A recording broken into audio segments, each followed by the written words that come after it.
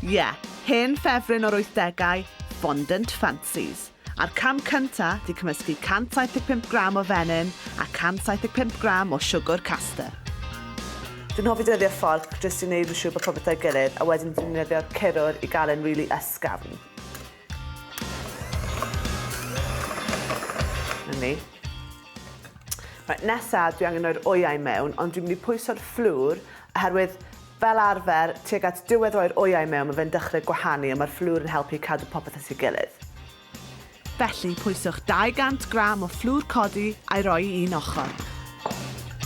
I'r cymysgydd o fenyn a siwgr, rhowch hanner llwyed o blas fanila, ychwanegwch 3 wy, cyn hidlo'r fflwr mewn i'r cymysgedd. Chi ddim eisiau gorweithio'r fflwr mewn, neu fydd ddim yn drwm. Gwnewch yn siŵr fod popeth i cymysgu'n dda, yna rowch y cymysgedd mewn i dyn sgwar sydd wedi uro'n barod.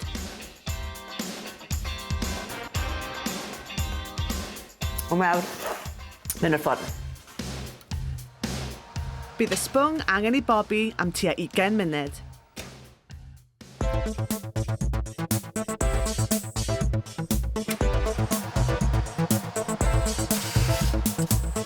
Unwaith mae e mas o'r ffwrn, gadewch iddo oeri'n gyfan gwbl.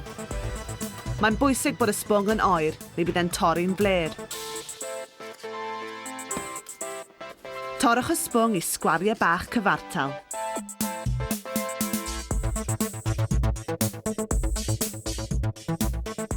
Ar ôl i torri, rowch y sgwariau yn yr oergell am 20 munud. Bydd e'n haws i'w trin nhw wedyn. Nawr, mae'n amser i wneud yr hufen menyn, blind slice buttercream. Cymysgwch 125 gram o fenyn heb halen, gyda 125 gram o siwgr eisyn a chydig o ddŵr berw. Mae hwn yn ei helpu fod yn fwy esmwyth. Cymysgwch yn dda a mae e'n barod.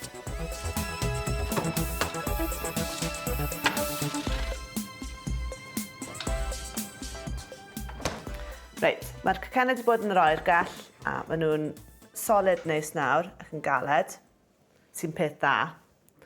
Nesaf, dwi'n roi'r buttercream ar y sgwariau bach. Rheswm dwi'n rhoi'r buttercream arno yw mwyn iddo fe lynnu'r fondant i'r cacennau, ond hefyd mae'n mynd i roi ochrau rili llyfn i ni.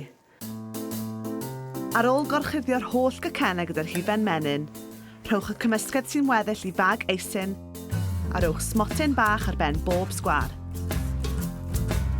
Yna, rhowch y sgwariau nôl yn yr oergell a paratowch y fondant.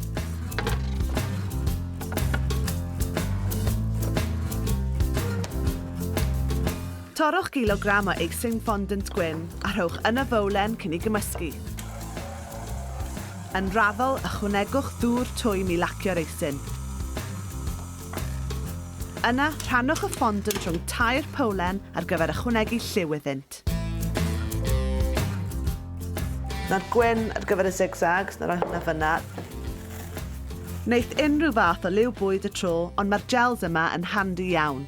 Dwi am wneud rai pinc a gwyrdd llachar.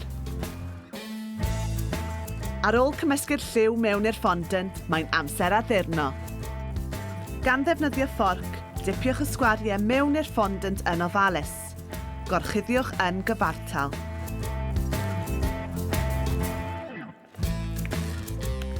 Gadewch i'r eisyn sychu chydig. Yna, pibellwch linellau gwyn ar eu pennau i greu patrwm i gam o gam. A maen nhw'n barod i'w gweini.